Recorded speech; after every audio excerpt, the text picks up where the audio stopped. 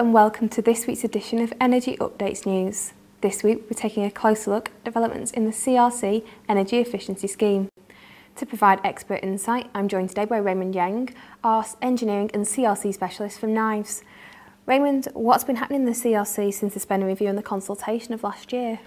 Since the time, I think the EA, they have been carrying out audits on the registered participants to ensure that they've registered correctly. So that's the Environment Agency? Yes, the Environmental Agency, yeah.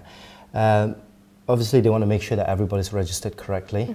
So they've done the audits now, and they're sending out invoices to organizations that needs to pay the subsistence fee of £1,290. Okay, there's been some confusion, hasn't there, about who's been caught by the subsistence fee. Can you outline who it is that will be caught by this?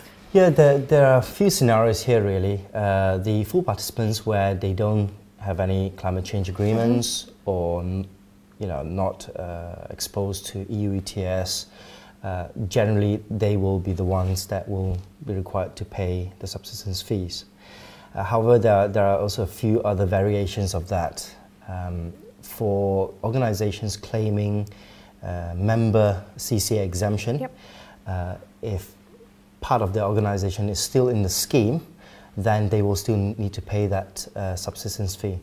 I think it's quite common that they think, well, I have some sort of exemption, I don't need to pay that fee. Well, you still do if you're only claiming member exemption. Okay. Another scenario would be that organizations hoping to claim climate change agreement exemption at footprint year.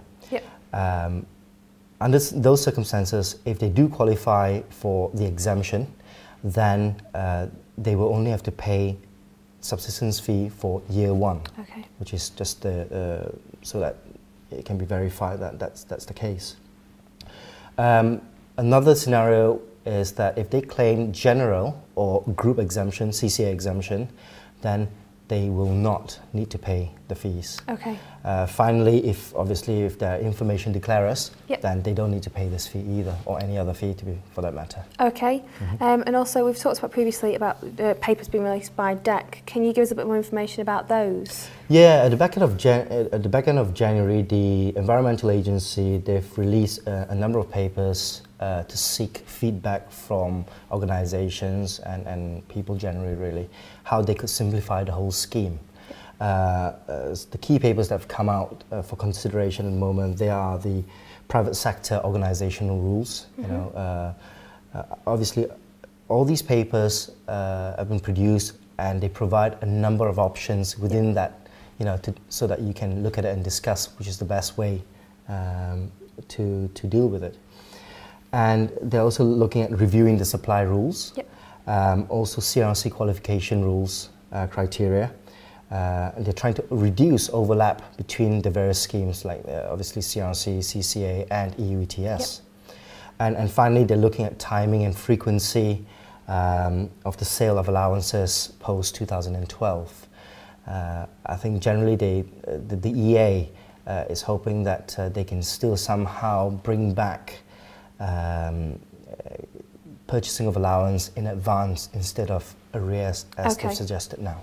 And so will Enenco be participating in that, putting their thoughts forward? I think, Enenco will be putting their views forward in one shape or form. In terms of advising our customers, we work with quite a number of major organizations in the scheme. Where the subsistence fee is concerned, we are getting feedback from our client, asking questions, should we be paying this? And, obviously we provide that advice to them. Okay, thanks for that, Raymond. All right, thanks very much, Mel. That's actually all we have time for this week, so please join us next week when we'll be discussing the latest review of feed-in tariffs.